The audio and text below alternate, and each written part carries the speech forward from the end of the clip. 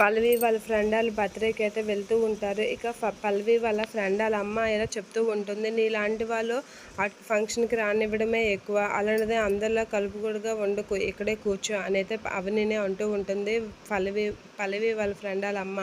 ఇక పల్లవి అయితే అది చూసి చాలా హ్యాపీగా ఫీల్ అయ్యి, ఇప్పుడు ఇస్తా చూడు అవని నీకు అని చెప్పి ఏడుస్తున్న అవని దగ్గరికి అయితే పల్లవి వస్తూ ఉంటుంది. అలా అవని అయితే చాలా బాధపడుతూ ఉంటుంది, ఘోరంగా అవమానించారని.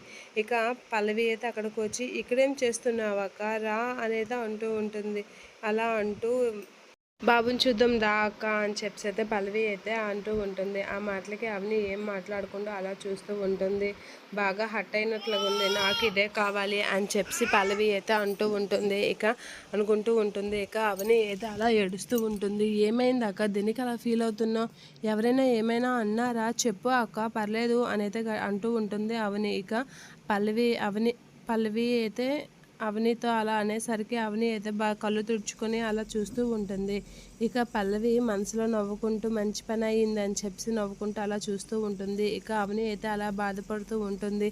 ఏమైంది అక్క అంత మూడీగా ఉన్నావేంటి, నీకు ఈ ఫంక్షన్కి రావడం ఇష్టం లేదా అని అంటే, లేదు మీ ఫ్రెండ్ వాళ్ళ అమ్మ ఇలా ఎక్కడికి వెళ్ళొద్దన్నది, ఇక్కడే ఉండమంది, నలుగురిలో కలొద్దన్నది అని చెప్పి అంటూ ఉంటుంది.